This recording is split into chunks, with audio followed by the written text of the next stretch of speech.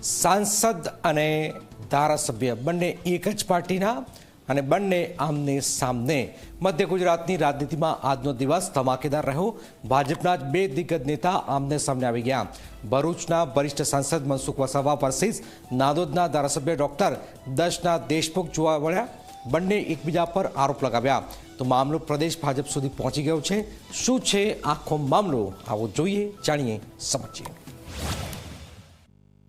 મારી સાથે ફરતો વ્યક્તિ પણ આ રીતના પ્રજાના પૈસાનું શોષણ કરતો હોય, તોડ પાણી કરતો હોય, અધિકારીઓને દબાવતા હોય, કોન્ટ્રાક્ટરોને દબાવતા હોય, ભાજપનો ચૂંટાયેલો પ્રતિનિધિ હોય કે પછી કોંગ્રેસનો ચૂંટાયેલો પ્રતિનિધિ હોય કે આમ આદમીનો ચૂંટાયેલો પ્રતિનિધિ, કોઈ બી મારા માટે બધા સરકાર એ ભ્રષ્ટાચાર એટલે ભ્રષ્ટાચાર।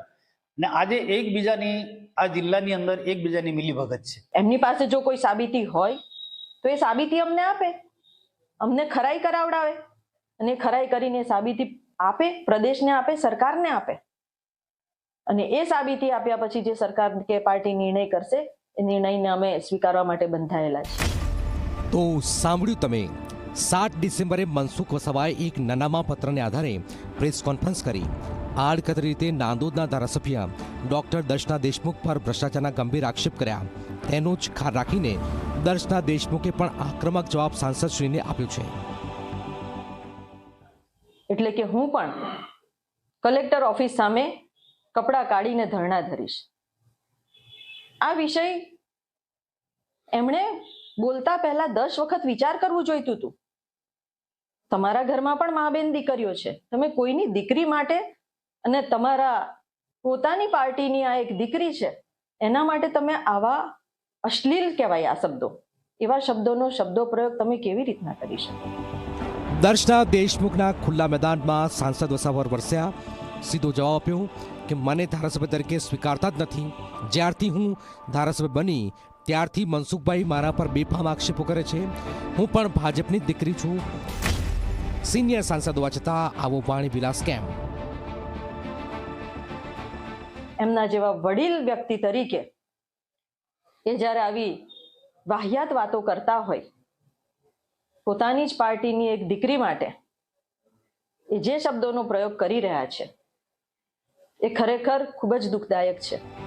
દર્શના દેશમુખે સાંસદ મનસુખ વસાવાને સીધી ધમકી પણ આપી દીધી કે આરોપ સાબિત કરો, નહીં તો માનહાનિનો દાવો કરીશ।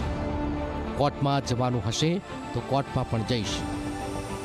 આ સાબિતીઓ માંગીએ છે અને અમારી પર જે આરોપો મૂક્યા છે એ આરોપોનું કાં તો એ ખંડન કરે કાં તો સાબિતીઓ આપે અને અમારી પર જે આક્ષેપો લગાયા છે એનાથી અમારી પ્રતિષ્ઠાને જે ઝાંખપ લાગી છે, ડોક્ટર દર્શના દેશમુખને ઝાંખપ નથી લાગી, સ્વર્ગસ્થ ચંદુભાઈ દેશમુખના નામને ઝાંખપ લગાવે છે, ભારતીય જનતા પાર્ટીને ઝાંખપ લગાવે છે અને એટલા માટે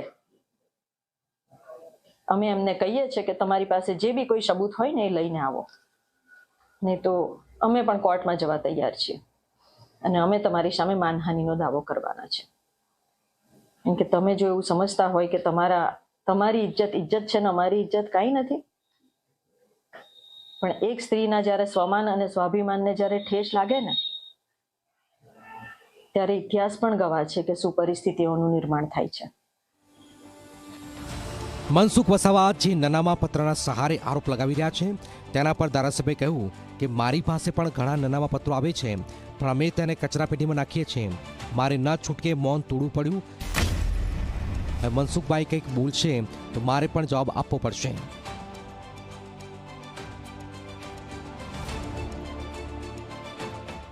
મારું માનસિક મનોબળ તોડવાનું કામ અને મને આવી રીતના હેરાન પરેશાન કરવાનું કામ જ્યારે ભરૂચના સાંસદ શ્રી મનસુખભાઈ વસાવા કરી રહ્યા છે ત્યાં મારે એમને એ પણ પૂછવું છે કે 5મી તારીખે તમારા ઉપર જે પત્ર આવ્યો અને એ પત્રની તમે જે પ્રેસ કોન્ફરન્સ કરી છે ને એ પ્રેસ કોન્ફરન્સમાં તમે બધું જણાવ્યું છે